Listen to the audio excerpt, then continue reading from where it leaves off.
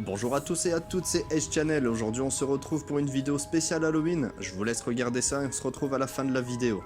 Halloween est à l'origine une fête celtique de Samhain.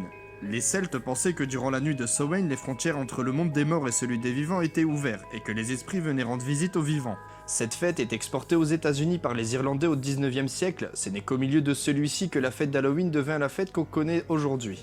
Traditionnellement, le soir d'Halloween, les enfants portent des déguisements qui font peur et sonnent aux portes de leur quartier en demandant des bonbons. En France, la fête d'Halloween n'apparaît qu'à la fin des années 97, c'est cette année-là où Halloween est arrivé massivement en France. Ce sont des grandes entreprises américaines comme Disney, Coca-Cola et McDonald's qui ont fait la promotion. Je vous propose maintenant de vous raconter quelques histoires insolites sur Halloween. Le 1er novembre 1964, une femme vivant à Greenlawn, près de New York, est accusée d'avoir volontairement empoisonné des enfants avec des faux bonbons à l'arsenic. Le 31 octobre 1964, les enfants du quartier de Greenlawn font le tour des maisons pour récupérer un maximum de friandises. Mais Helen Fiel, 43 ans, a décidé de jouer un très mauvais tour aux enfants. Elle a confectionné et distribué des bonbons en utilisant des pièges à fourmis qui contiennent de l'arsenic. Mais ce n'est pas tout, puisqu'il y avait également des faux bonbons en laine d'acier et des biscuits pour chiens.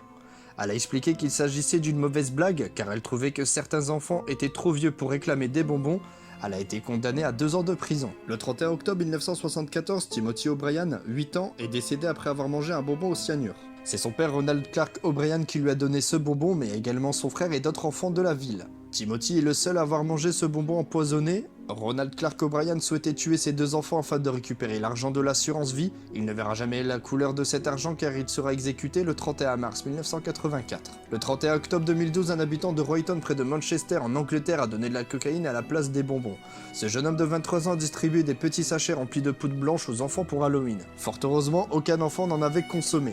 Le jeune homme a été inculpé par la police pour possession de drogue de première catégorie. Une farce a conduit à un terrible drame pour une famille du Kentucky aux États-Unis. Jordan Malan, un adolescent de 16 ans, avait eu l'idée de faire une blague à sa petite sœur alors qu'il était en train de décorer la maison pour Halloween.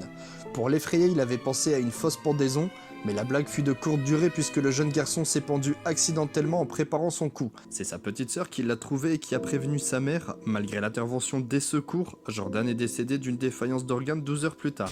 La vidéo touche à sa fin, n'hésitez pas à liker et à commenter. On se retrouve pour une prochaine vidéo.